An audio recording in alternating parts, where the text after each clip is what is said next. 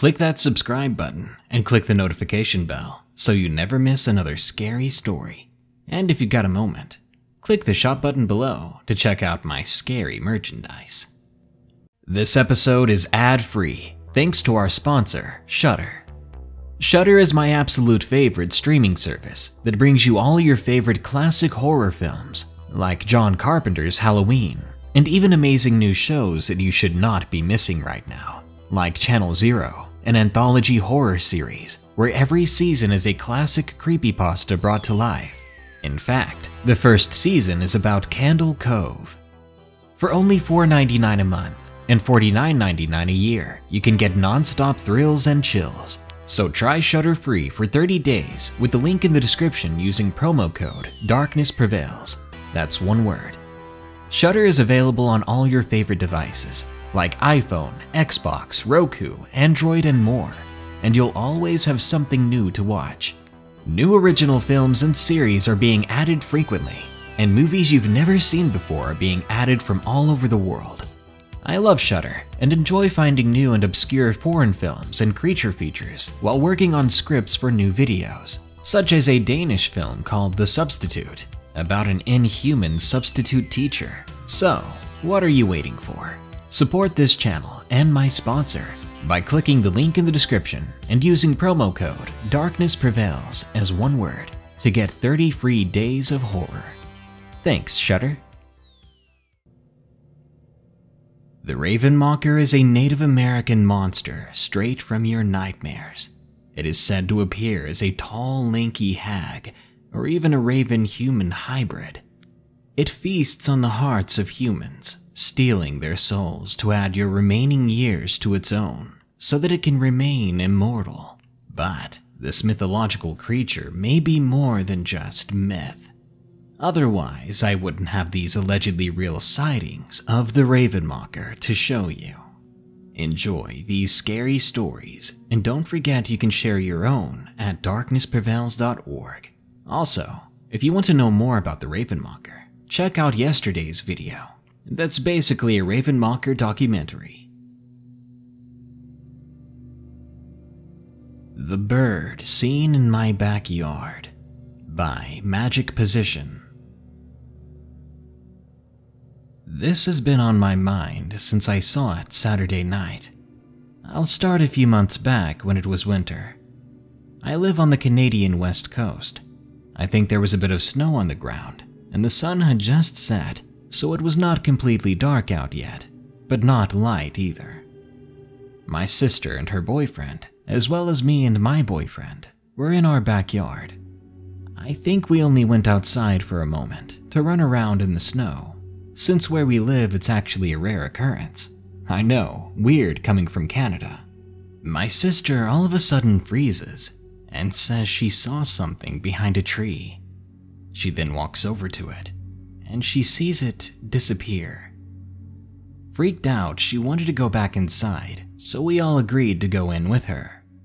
Inside, she told us what she saw was a large black-winged creature sitting behind a tree, looking in our direction. Apparently, it was sitting with its wings down, covering its body, kind of hunched over. Then, when she drew closer, she saw it turn away from her, covering its face with its wing, so it wasn't facing her anymore. It moved further away behind the tree, and once she was close enough to see it, it was gone. None of us believed her. We all told her it was probably just a raven, or a herring, a shadow, but she was sure it was some huge creature with wings. We let it go, but she was clearly freaked out. Fast forward to this past Saturday. My boyfriend and I, my sister and her boyfriend, the same people as before, were all in my bedroom, which is the master bedroom to the house. We have these French doors that open up onto the sun deck and look out into our backyard. We were just about to light up some hay when my boyfriend opens the door to the sun deck and looks up past our backyard to see this massive bird leave a branch in a tree. He audibly said, "Holy crap, that eagle is huge." I looked up just in time to see it leave the branch and fly for about 2 seconds, before it disappeared behind the row of trees. It was larger than an eagle for sure. It wasn't in a tree in our backyard. We have this embankment that goes up to these apartments that are next to us, and the tree we saw the thing fly off of was up there. So it wasn't exactly clear, but we have eagles around us often. That being said, I've never seen one that size. It looked like its wingspan was 14 feet long almost. It was completely black. My sister and her boyfriend just missed it, but they saw the tree branch it came from still bouncing up and down from it jumping off. I said it looked like a human with wings, and my sister freaked out, quickly reminding us of the time she saw that thing in the backyard. All of us except her had forgotten about it until she told us again. Now I actually believe her. My boyfriend said it looked like a person with wings too, but he doesn't believe in stuff like that. Plus, on top of this, we had a dog who passed away in January. Rest in peace, Juno, we love you. But she would sleep on the sun deck if it was warm enough for her, and often we could hear her growling at something in the backyard and pacing back and forth. Could have been a deer in the backyard or a raccoon, but my dog was uninterested in deer, and raccoons used to come on our back deck all the time, and we would hear them, but when she growled like that, it was different. Smoky Mountain Ravenmocker by Bill. My father and I have been hiking for years in the Smoky Mountains of North Carolina and Tennessee, but one incident has caused us to never be out after dark, not in those mountains ever again. We went on a fishing trip in what was one of the most remote areas of the park, the Upper Raven Fork of the Oconaluftee River above Cherokee, North Carolina. The trip went according to plan until we couldn't find the unmarked trail to where we were fishing. So we took off through the ivy, mountain slang for mountain laurel, and it was so thick we were walking sometimes 10 feet off the ground. After an hour of this, we finally emerged on the riverbank. We went up the stream, fishing along the way, and finally reached what is called Three Forks, where we spent an hour or two fishing and having lunch. At 2 o'clock, we left the Three Forks and made our way up the right fork of the stream, instead of going back through the ivy. Bad idea. An hour in and we hadn't traveled a quarter of a mile. We encountered a bear cub and her mother along the way, but that was only the beginning. We ran upon a cave beside the stream and decided to take a break inside its rather deep mouth. That's when, from upstream from us, we heard a raven's cry. But it was wrong, so wrong. It almost had a human-like cackle in its voice, something that sent more than chills up my already wary spine. We were already lost in the middle of nowhere. I looked at my dad and whispered, "What on earth was that?"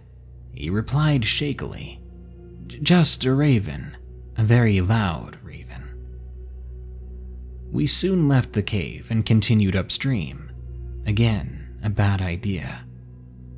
About another quarter-mile up, we decided to just make our way to the ridgetop through a world of ivy thickets, more akin to the underworld than Earth.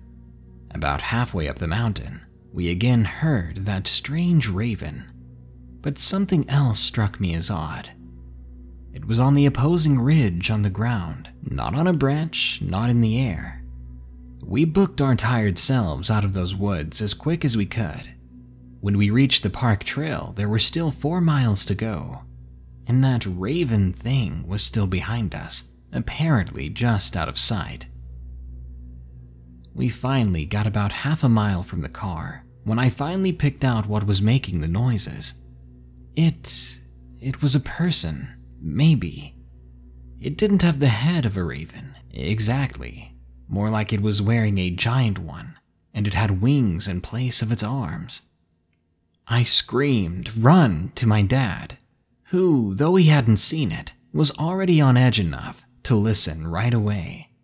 We took off, just slow enough not to go falling off the mountain, and every time I looked back, that raven human thing was a little bit closer. When we finally got to the car, we both climbed in through the driver's side, backpacks still on, and took off down the road. By then, it was pitch black out. Whatever was chasing us now was keeping pace with us, floating along with us down the dirt road. After 10 minutes of chase, we were almost back to civilization, but it finally made its move. The thing landed on our hood. My dad slammed on the brakes, and we stared for a moment at the thing as it stared back at us. Then it flew away, screeching that awful noise through the night. Then we sped on home, worried that that thing might find us again. When I told my great-uncle about this, he instantly knew what it was. He told me we were lucky to escape because apparently that was the Raven Mocker. Demonic Raven by Silent Eyes. I have a very well-aged grandpa who's 96. He has told me countless stories about an evil being that takes the form of old people and scratches the hearts of the dying and sick. I thought that was all made up. I thought my grandpa Antonio was just a crazy old man out of his mind. One of his stories in particular caught my attention. He said that when he was a young boy, he was often very sick. He had walking anomia. But my grandpa was an adventurer. He never really liked staying inside because, well, in my grandpa's time, there weren't smartphones or games or things like that. He grew up on the land that his dad had bought. Great-grandpa and grandma had split up and went their separate ways. My grandpa continued to live with his dad, and they shared the land with a particularly big oak forest. My grandpa had one neighbor, and that was soon to be my grandma. Although my grandma's mom was very ill, she was suffering from depression, and she suffered from asthma as well. It's kind of common to hear ravens and crows where we're at as well. But what my grandpa said next was something else entirely. My grandpa said he was building a stick fort with my grandma deep in the woods when he heard a crow of a bird. A raven. It was loud and sounded like a dinosaur from what he described it. He looked at my grandma with a confused expression. Then they continued to finish the little roof of the stick fort. A few hours later, the two of them were still playing in the woods. They were just beginning to leave when they heard the sound again, but this time it was much closer. It sounded like a few dozen yards away. When the sound squealed out through the woods again, it was later followed by a scream that sounded like that of a man. And they knew that voice well. My grandma's dad. She heard him screaming and crying.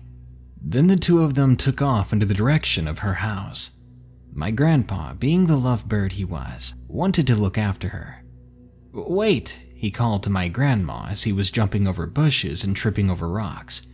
But my grandma did not slow down. She sped up. By the time Grandpa and Grandma reached the house, there were police all over.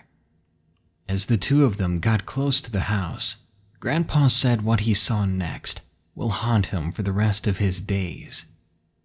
My grandma's mother had took a razor blade to herself.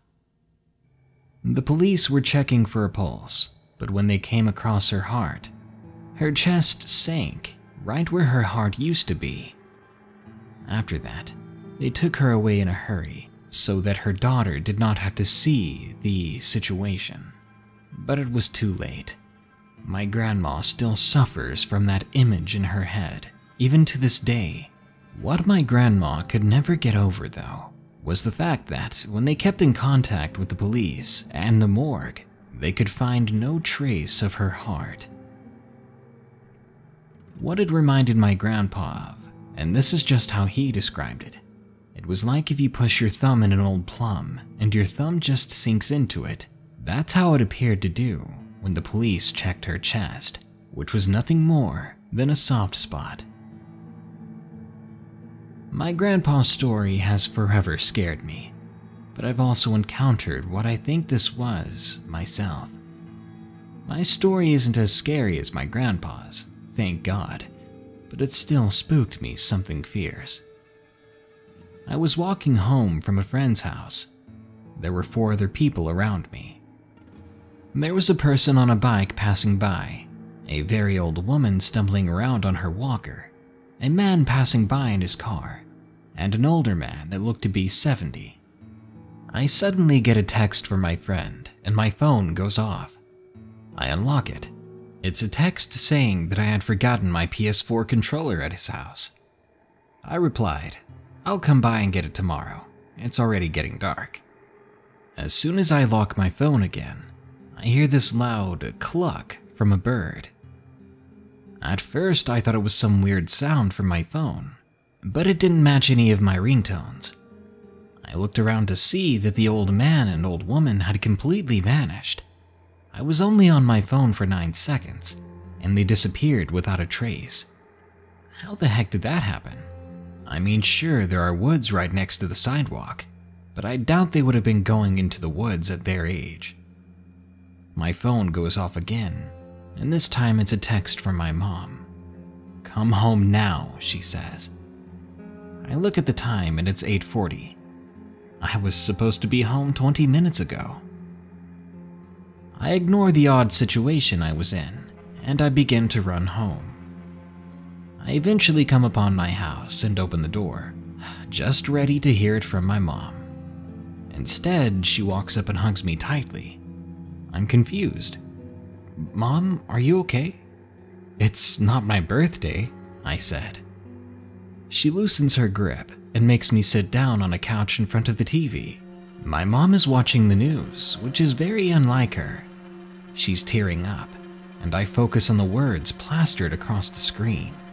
"Man found in the woods, cause of passing unknown." I sit there, paranoid and a little bit freaked out. Then the most unspeakable thing happens. The live news reporter walks up to an old lady stumbling with her walker. The same woman I had just walked past an hour ago. The man introduces himself and says that he's here with such and such, the old woman's name, who apparently agreed to be on camera. It then shows her, and all I can really make out from the way she was speaking was Kalanu Okieliski. She said it several times. Kalanu Okieliski. You could tell the interviewer wasn't having it, thinking the old woman was out of her mind or was just trying to mess with them. But I kept wondering, what in the world did that mean? A few weeks later, Dad told me that when they opened up the old man, there were no signs of any broken bones or anything like that, but there was no heart. And I would later find out that Kalanu Okieliski meant Ravenmocker. Ravenmocker by Taylor. I've been unsure of where to go to tell others about this. My grandfather recently passed away, and the night he did, the strangest thing happened. I'm from the Appalachian part of Virginia, and my family are of both Cherokee and Navajo heritage. Stories of creatures in the woods are not uncommon to me. I've heard everything there is about stories, and my family takes it all very seriously. And for everything native, I would highly recommend it be taken seriously, because what my grandmother and I experienced alone that night will haunt me forever. We live in the woods, not too far out from our neighbors, but the town is quite literally in the middle of nowhere. It's about 5 minutes of a drive to get to any neighbor's house from my grandmother's, and everyone there knows each other. I tend to enjoy being out at my grandma's place because I'm very introverted and loved being with her and my grandfather. But my grandfather was becoming sick, and his time was nearing. So I wanted to spend every second I could at his house before he passed. making sure to do whatever was needed around the house and the surrounding land. A few nights had passed, and as it was summer, I didn't have a job, so there was no need for me to be anywhere but there. I just texted my parents to let them know I was doing fine every once in a while, since they couldn't drive the hour and a half to get to the house because of work. So it would be just my grandmother and I for a couple of days, taking care of my grandpa. However, when dawn fell, he became extraordinarily sick, and my grandmother, who was a nurse, took care of him. I was on the couch in the living room, playing guitar, trying to write music, when suddenly I heard what sounded like something flying over the house.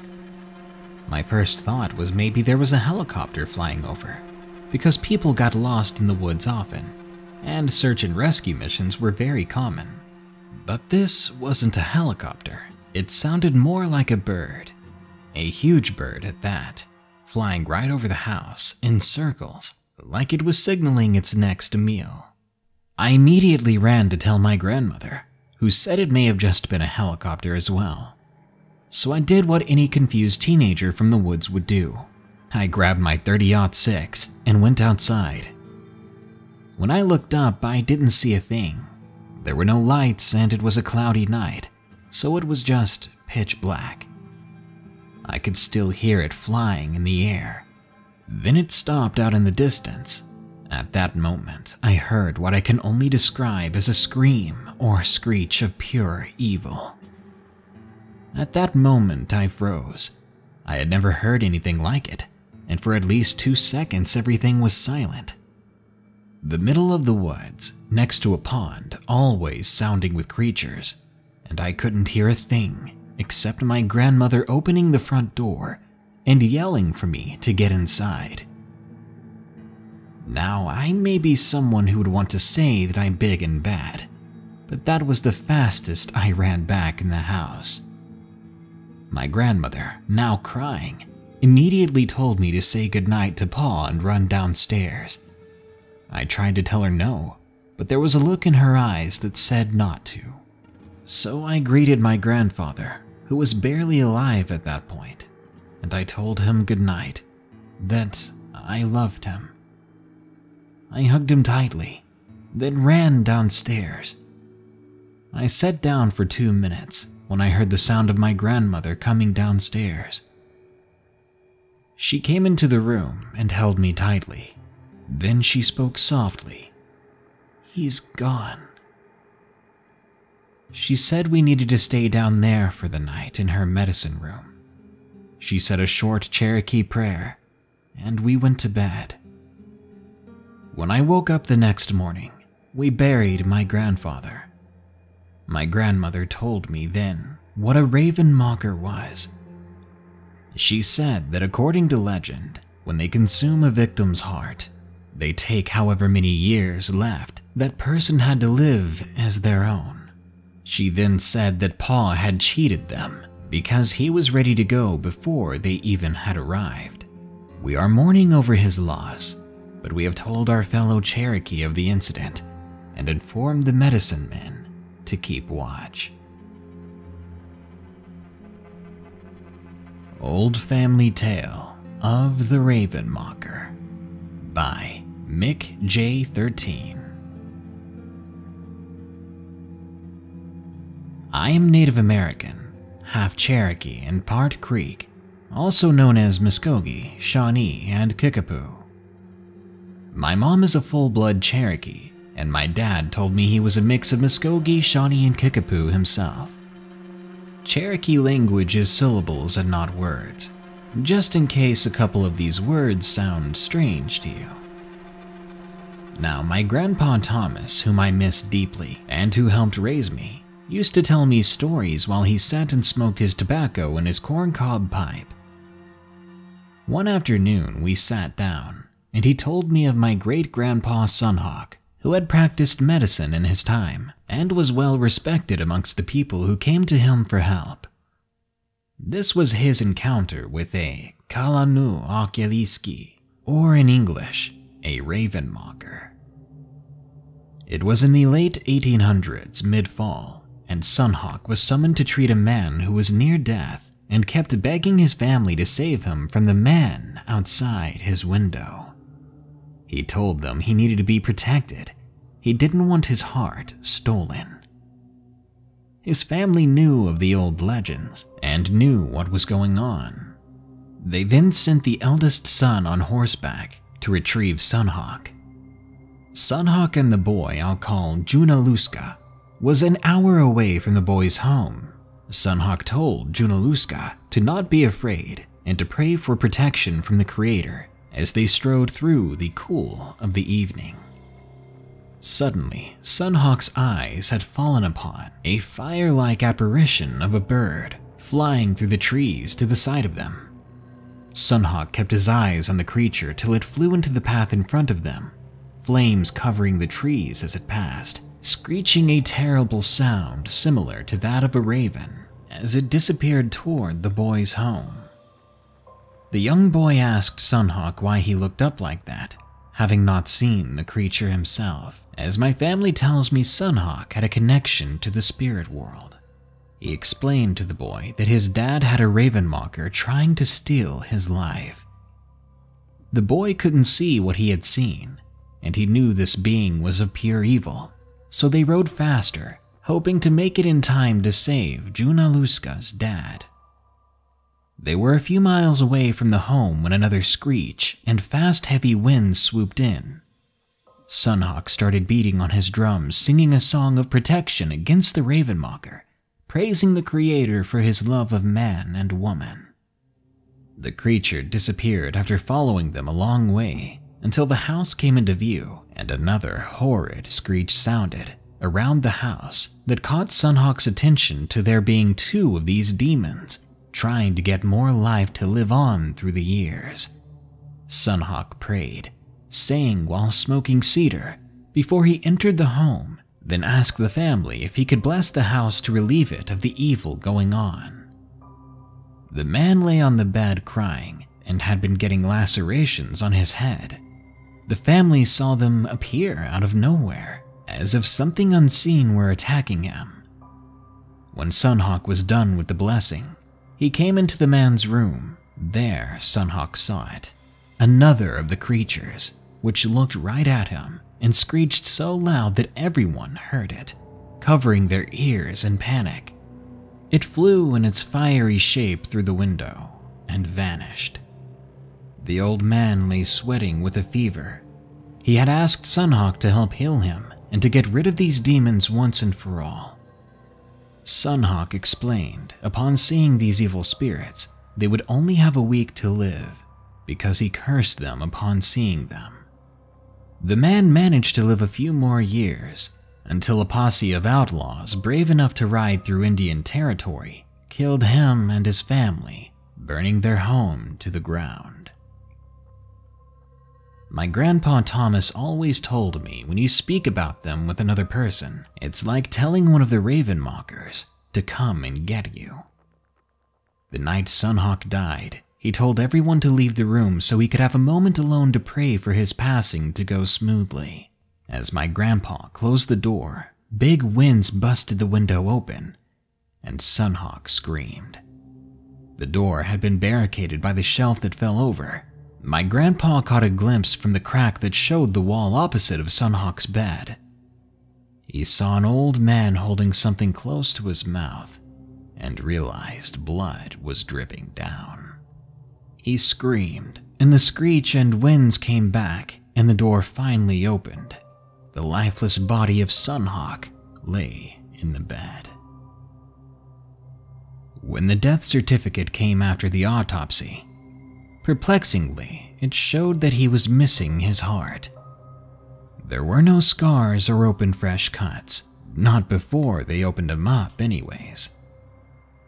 I still believe to this day that they exist, the Ravenmocker, along with the other beings that the Native Americans encountered.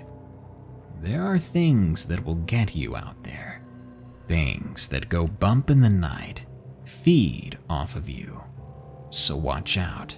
That withering old woman or beaten down old man strolling past you on the street at night could just be the one waiting to torture your soul out of you, to take your heart and eat it with no markings left on your body.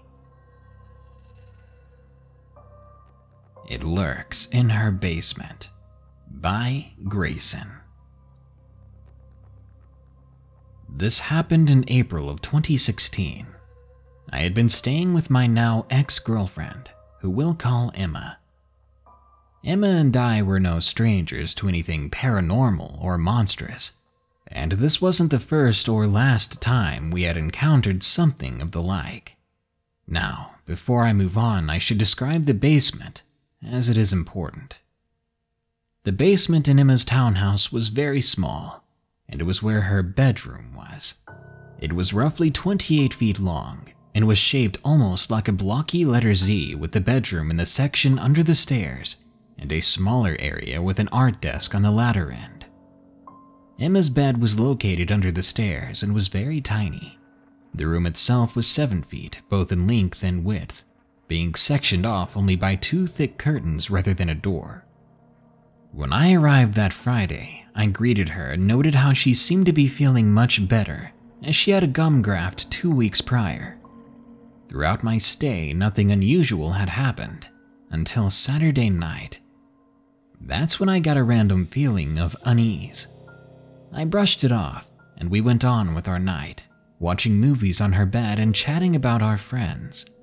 The following morning, I woke up at 9 a.m., which was very unusual as we had stayed up very late, and I used to sleep like a rock back then. As I lay in the bed, I wondered why I had woke up. Emma was still asleep, and if I had been woken up from any sound, she should be awake too, as she slept much lighter than I did. I rolled onto my side, looking out towards the curtains on the other side of the cramped room. That's when I saw what woke me up. Tall and slender, in the far corner of the room, wedged between the dresser and curtain, stood a creature so large that its neck had to be lowered for it to fit beneath the ceiling. It was black. It appeared to have some sort of cloak on, and had a long dark beak with a slight curve, with dull white eyes above it. I lay there, motionless and confused at what I was seeing. I blinked and the creature remained, staring at the wall across from it.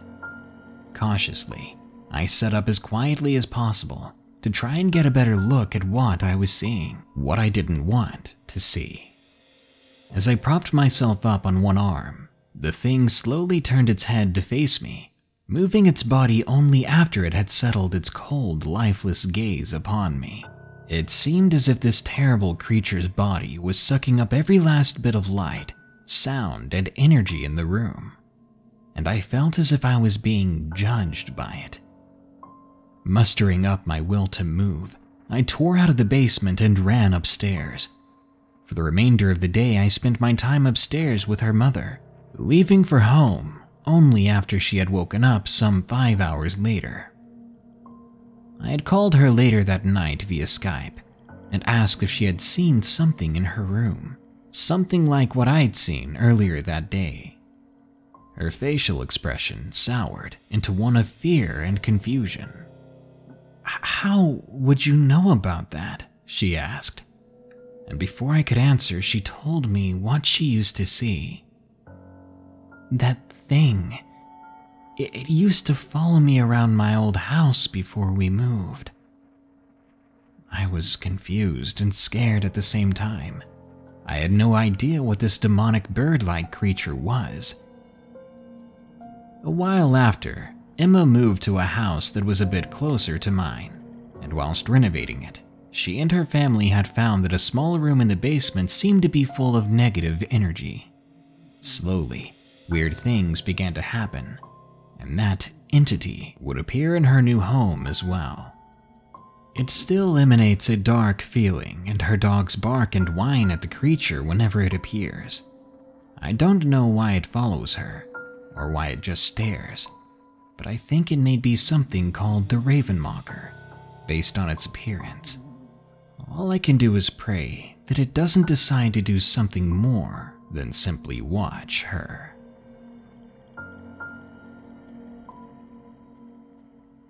3 Encounters with the Ravenmocker by Aaron E. I have several stories centered around my run-ins with a witch that our folks called a Ravenmocker. There isn't much information on them, but I know they are usually invisible, and I've been told they can take many other forms. Number 1. Me and my oldest cousin, Tristan, had decided to go outside after everyone else had gone to bed one night. We were out at the shed talking and smoking a cigarette when I heard my grandmother calling my name. I freaked out because I thought we were busted. I got even more freaked out because it sounded like it came from behind the shed, and we knew she was in the house, which was in front of us. Now, my cousin is quite the hillbilly from up around Black Mountain, and he was really into instigating things.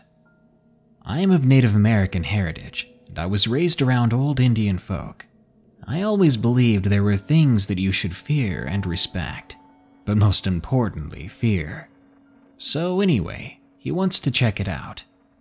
Peer pressure is a heck of a thing, so I agreed to go outside and look with him.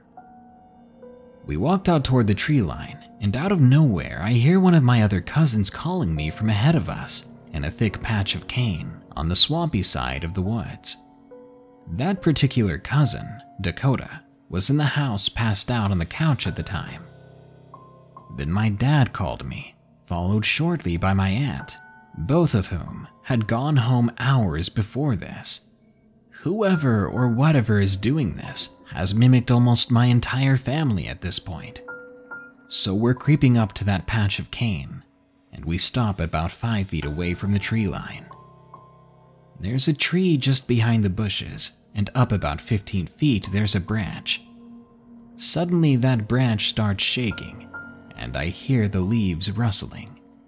When I looked up, I saw something falling from the branch. It looked like a giant bird, but I didn't really get a good look at it.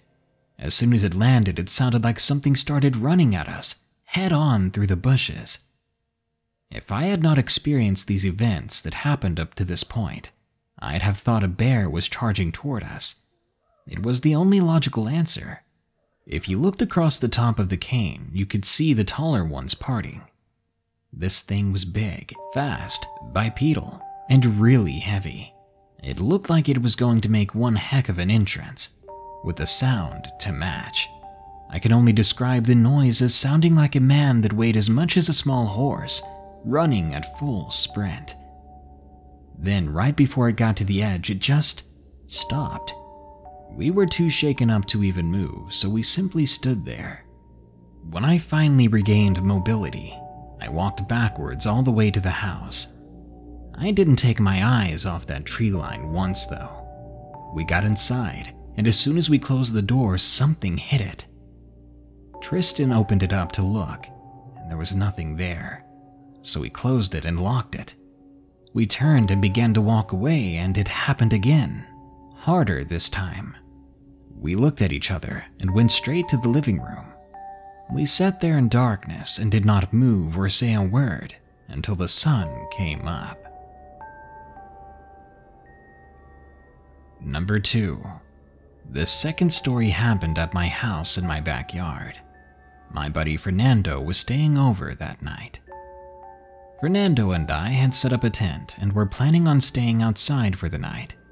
We were in the house getting something to drink, and I started to head back outside while Fernando was still playing around in the fridge.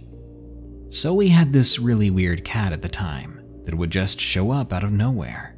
It would show up and creep around the edge of the woods, just watching me all the time. Sometimes he would glare at me at night, while literally peeking out from behind a tree. All you would see was a cat-shaped black outline with 2 eyes that glowed a bluish-green color when the light hit them. It was unnerving, to say the least. Occasionally, it would make these really unusual sounds that were kind of cat-like and not very cat-like at the same time, almost like it was mixing another animal's noises with it. It only did the weird noises at night, too. Now, we had a lot of cats that hung around the place, but only this one made noises like that. The other cats even seemed to be a little scared of him sometimes. They would avoid him, and some even left entirely after he showed up. Anyway, this particular night, I walked out the back door and he was sitting in the middle of my backyard. He was glaring at me as usual, so I took off in a full-on sprint, chasing him out of the yard, past the line of tall bushes that blocks out all porch light. He ran into the woods, and I don't recall ever seeing him again after that. I turned to start to walk back, and immediately felt a kind of heavy wind blowing over me. Then I heard the unmistakable sound of a cougar, and it sounded angry. It couldn't have been more than 5 feet behind me either. I made a good 30-yard dash to the back door in about 2 seconds. Fernando was on his way out at the time and had seen the whole event from the window in the back door. Fernando pushed the door open and I ran inside. His eyes were dang near big enough to use for dinner plates. Mine were probably just as big. He said something along the lines of, "Did you see that?" And I replied with, "No, but I heard it." He said that there was an older-looking man with glowing red eyes standing right behind me, and that he had nearly grabbed me. We just left the tent out there where it was, and decided to sleep in the house that night. 3. This next story also happened in my backyard, but at the other end of the tall bushes that cut through it. My dog was chained up to a tree that stood maybe 20 feet in front of this old barn behind the house. This old barn is where we store the tractor. It's pretty much just an unfinished shack. It has 3 rooms and only one has walls, mostly just plywood. The other 2 are pretty much just a tin roof and some 2x4s that hold it up. This barn is on the other side of those bushes, where the porch light stops. So I'm pacing back and forth lengthwise of the dog runner and talking to the creator, occasionally stopping to pet my dog. I know, weird, but that's how I pray. I pace a lot at night during the summer, especially in the few days leading up to, during, and after the full moon. My neighbors probably think I'm a werewolf. Anyway, I'm doing my normal pacing ritual, and I start to get this really weird feeling like I'm being watched. I immediately turned in the general direction of where I thought it was coming from. My dog made it clear that it wasn't just my imagination when she even perked up and started staring in the same direction. She started alternating between deep growls and a deep hushed bark. The hair down her back was standing straight up. Now that line of bushes blocks all the porch light, as I said before, and in the summer the trees back there are so thick that even the brightest full moon will not light up the tree line.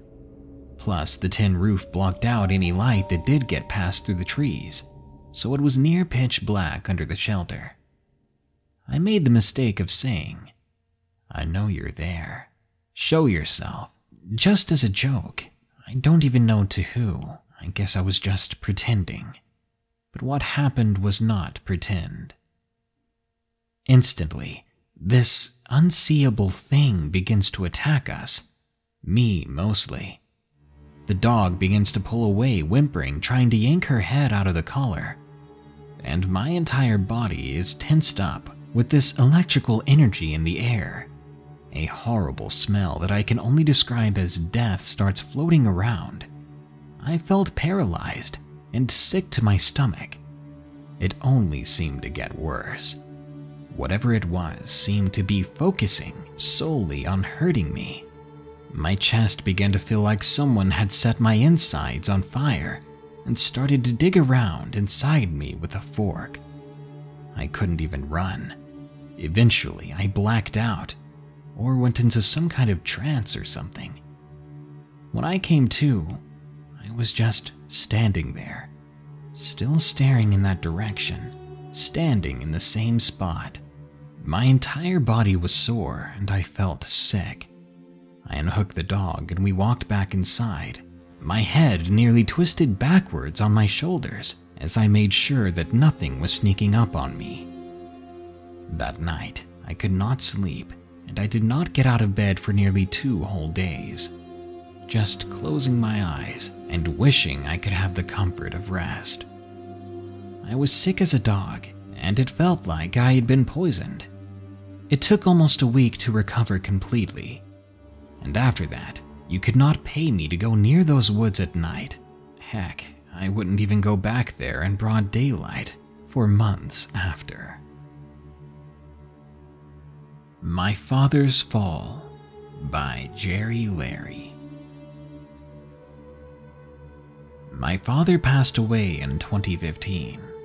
My family has deep Cherokee heritage with a bloodline we have traced back over 300 years. Despite being a part of such a rich culture, the strange things my father said to us before he died of a heart attack haunt me to this day. Stranger yet, my father was basically healthy as a horse before 2015, had never smoked or even drank in his life, and had even been told by the doctor at several checkups that his heart was working perfectly. The strange talk started in February, that fateful year. That was when he started waking up in the middle of the night, clutching his chest. I found him early in the morning at about 2 a.m. when I was going to get a glass of water. He grabbed me by the shirt from seemingly nowhere, asking me if I ever spoke to the bird. I'd never been so weirded out before, and when it comes from someone like your own father, it becomes something deeply troubling. Another notable occasion was that March, when he was basically living at the hospital, hooked up to tubes and heart monitoring devices. I caught something he had whispered to my aunt. He had said, "It's twisting my chest. Talons." I remember having a nightmare after hearing that one. Then just a few weeks after that, before he was gone, my father said one last ominous thing. This one was for my mother. "Laura," he said, calling my mother over. "Why don't you see it? Why don't you even try to stop it? It's squeezing my chest. It's killing me." I'll never forget those bizarre and terrifying things he said. And until I heard you bringing up the topic of the Ravenmocker, I never would have imagined that a boogeyman from my own culture would perfectly fit what may have happened to my dad. It finally feels like a weight has been lifted off my shoulders now that I've finally read some Ravenmocker stories, and they were really good. And now that I think about it, what if that weight wasn't stress? What if it was an unseen entity reaching inside me and squeezing my heart? Guys, if you don't hear back from me soon, I may have just had a heart attack. Or I fell off the couch again and couldn't reach my Funyuns. Either way, good night. Be sure to like, share, comment, and subscribe if you enjoyed the video. Don't forget, you can send me your stories anytime at darknessprevails.org. If you want to support my channel, go to patreon.com/darknessprevails. If you donate any amount, for as long as you do donate, you'll be able to download my episodes as MP3s ad-free, and you'll get your name in the credits at the end of the videos. Or you can click that shop button below, or go to teespring.com/stores/darknessprevails to get some of my creepy cool merch. This brings us to my 5 favorite early comments from the previous full episode on 10 true Halloween horror stories. Pompey221 says, "Nothing goes better with Halloween than a little darkness. And candy. Lots and lots of candy." You're telling me, Pompey. I've got a couple of big old pumpkin-shaped Snickers that I'm about to swallow down. Swallow. Gina Grigo says, "When's your birthday?" Mine's the 25th. October 23rd, my friend. October is the best month to be born. And considering how many October birthdays there are, I think people need to calm down on Valentine's Day. Jeez, people. Irish Mud says, "Epping shake the stick." I am, but they're still coming. Thorn says, "Who else is gonna be alone on Halloween?" Maybe Halloween is the best month to be alone. That way you can be sure there's no creeper in the closet, flapping his junk around as he looks at you. I had that problem once. And Zina Arias says, "Yes, I'm road tripping back to Texas on May, and this is perfect for my drive." Hey, I hope you enjoyed it. Nothing's better than scary stories and a long drive. I personally just got back from shipping some boxes over to our new place, and my wife and I spent the hour-long drive listening to the No Sleep podcast, which I highly recommend. Anyways, guys, thanks so much for tuning in to another Darkness Prevails episode. More scary stories are coming soon, so stay tuned. Here are the credits to my beautiful, beautiful patrons. Remember, stay safe out there, and stay creepy, because this world is a strange